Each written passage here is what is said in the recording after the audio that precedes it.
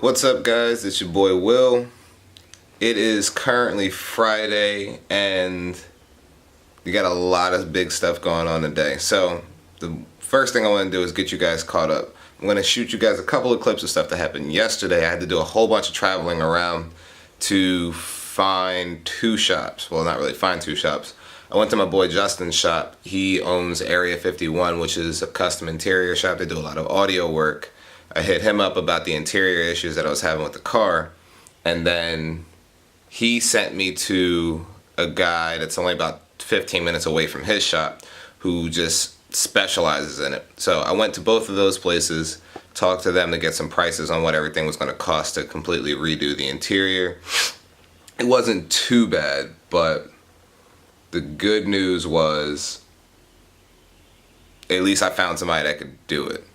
It's going to be a little expensive for obvious reasons, but the other trip that I made was I had to take a little drive to a machine shop, and I ended up going to the wrong place first, and then I found it on the second one. They told me where to go. So those are the two trips that are in the videos that are about to start. After that, I'm going to bring you back to today, and the good news is today's Friday, which means my engine's supposed to be in the mail. So after a few hours, hopefully everything will turn up and I'll get the engine moved to the backyard in the garage. But what I forgot was they only deliver it to the curb. They're not going to put the engine in my house. And I don't have a truck stand, hand truck, dolly, whatever you want to call it. I don't have one of those, so I have to figure out how the hell I'm going to get it from way in the front of my house, either to the front garage or all the way to the back garage. I'm gonna do my best to figure that part out, but what do you want, cat?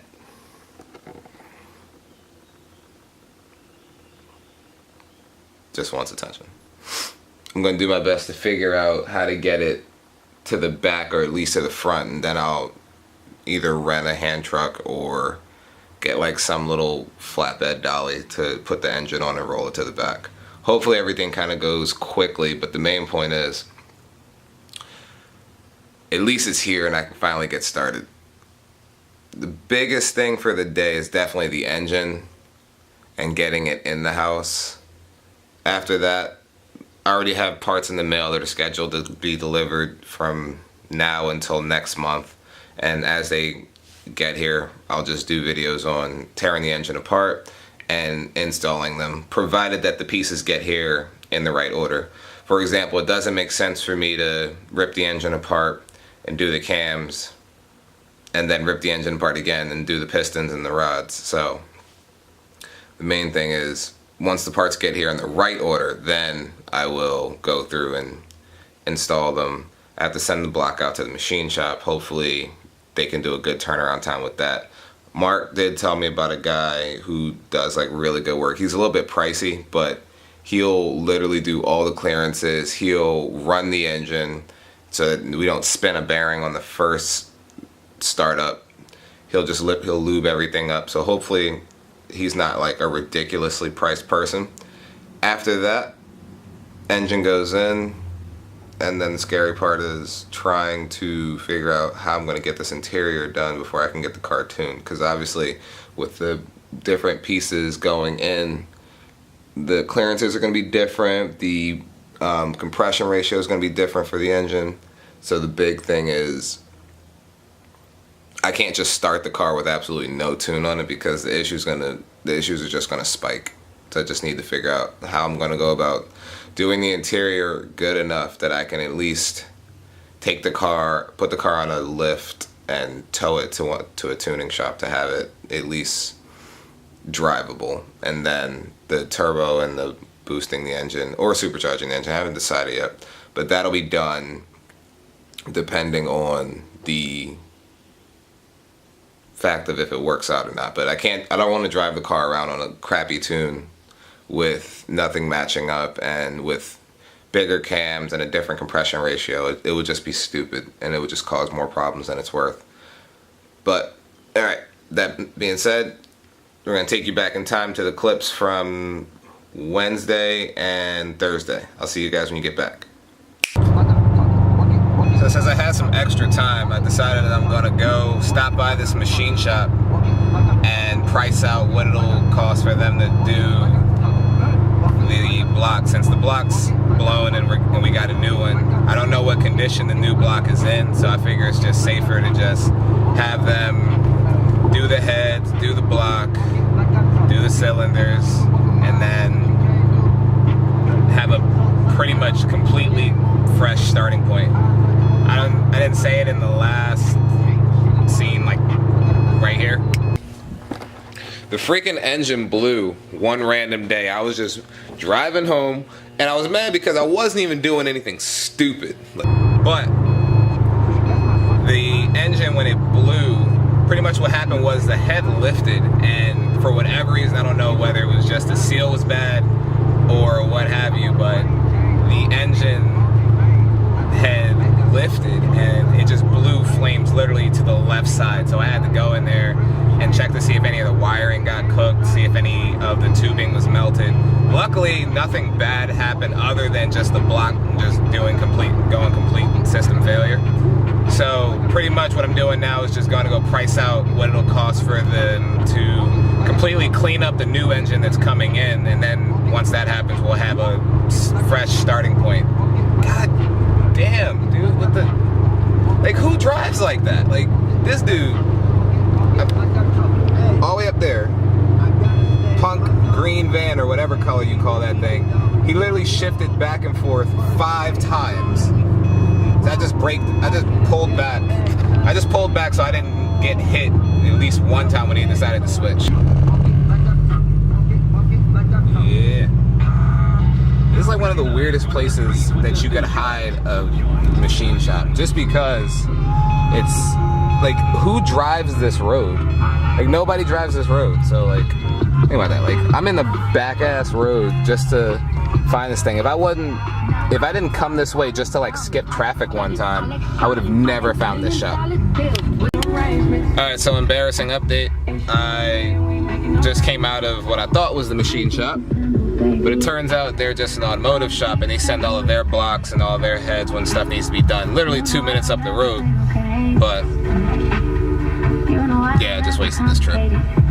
But, you know, fast forward, I'm going to be in the shop, or I'm going to be pulling up to the shop in the next clip. Yeah, we pulling up. Pulling up in this bitch. And I bet you I missed. I guarantee you I just missed. Yup. Fuck. I mean, I'm not supposed to say stuff like that, but really, like, that's my type of luck. Like, I know exactly where I am, and I have to go back to the highway to get back on that street. Shit.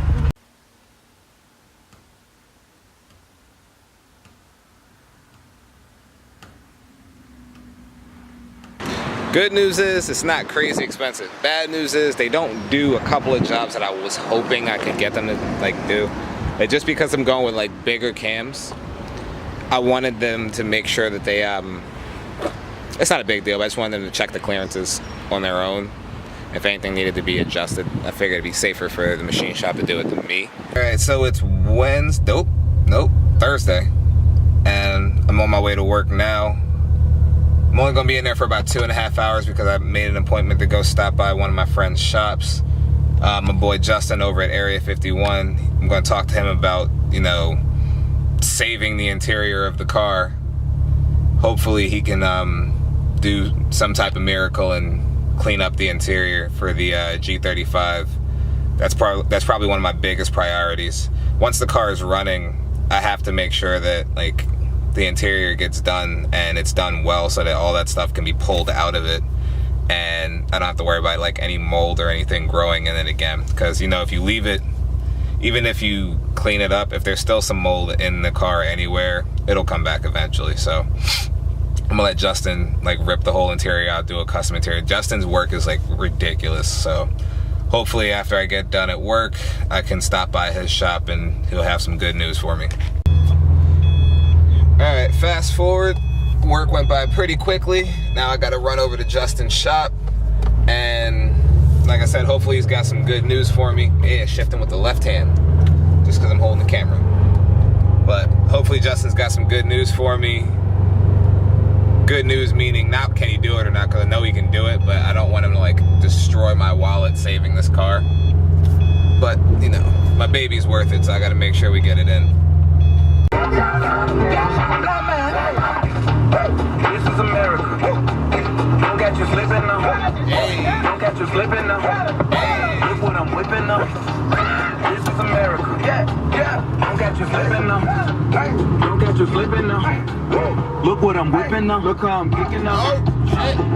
I'm so pretty. I'm on Bridget.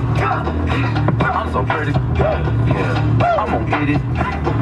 Yo, low-key, this song has gotten a lot of attention, but this song's pretty hot, to be honest. On my Kodak. Black. Ooh, know that. And for Donald Glover to be like a comedian, this song is pretty good. 100 bands, 100 bands, 100 bands. Contraband, contraband, contraband, contraband. I got the plug on who a hawker. Whoa, they gonna find you like hawker. Blah. Pulling up.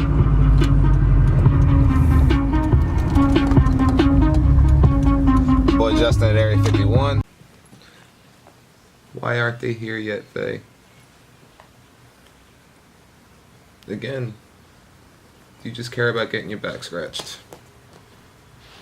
It's okay, I know you're just as excited as I am. Alright, so finally got here. It only took me about 20 minutes, but about to go check Justin and see how he's doing. Give him the bad news, and hopefully he can give me some good news back. Because, I mean, you guys saw the car. It looks like it has cancer.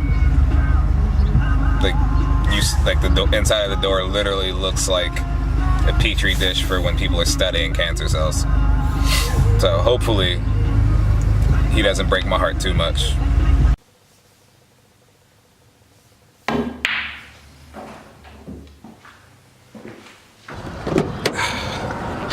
Good news coupled with some bad news. Good news is, bad news is Justin said he could do it, but he'd rather not do it, and it's just gonna be a lot of work that he's not really comfortable doing as much.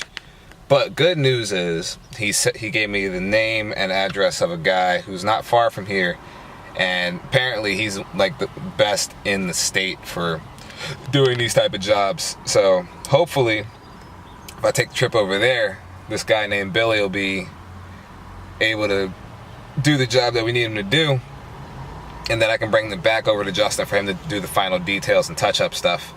But yeah, I really feel sorry for whoever I give this car to, because it's just so bad.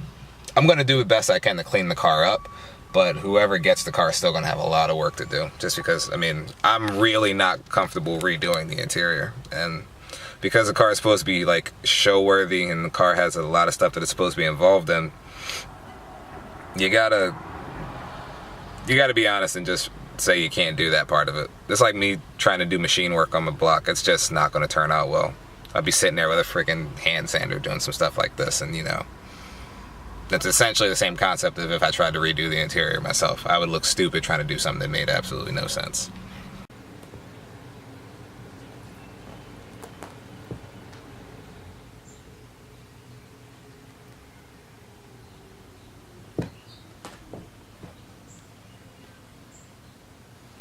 Alright, so I just pulled up to this new spot that Justin was telling me about, and it looks sketchy as hell.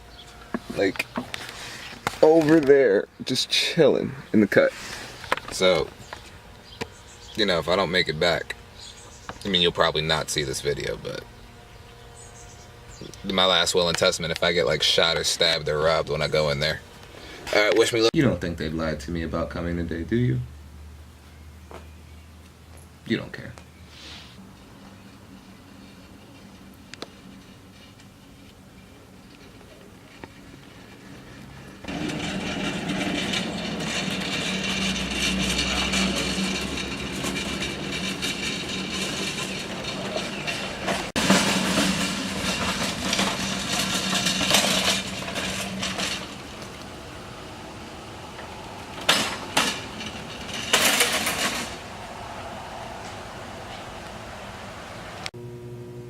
The engine's here, finally.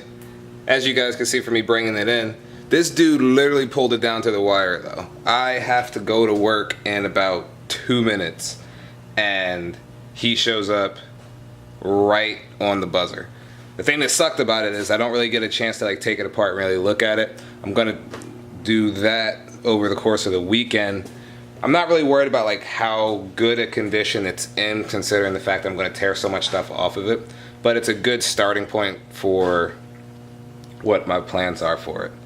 And as I said before, I gotta do something about this first and then do something with that. Really excited that it's here, but obviously it's gonna sit there for a bit because the amount of work that it takes to do stuff there and then bring it over there is gonna be a lot. And also taking this out, and then once it's all in there, I still can't drive the thing unless all that's taken care of. Oh man, my baby. Breaks my heart every time I see it.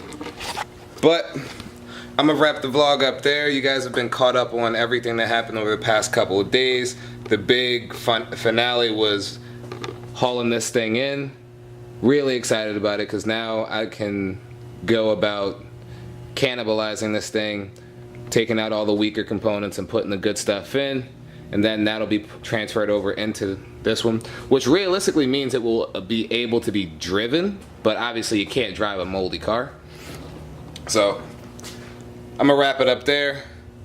Stay tuned for the journey of what goes on in this car. The next thing I'm supposed to be doing is just doing a step-by-step of ripping the engine apart, and then the cleanup is going to be sent out to the machine shop, and then I'm going to go and put it back together.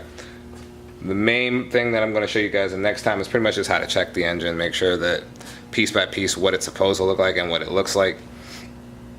But like, share, subscribe. Only subscribe if you really enjoy this type of stuff, and like and share because I want people to understand that they can do these type of things themselves. You gotta have a little bit of experience, but at the same time, the best way to learn is to get your hands dirty and do it. If you make a mistake, figure out how to fix the mistake rather than try and be perfect the first try. I'll see you guys later. Peace.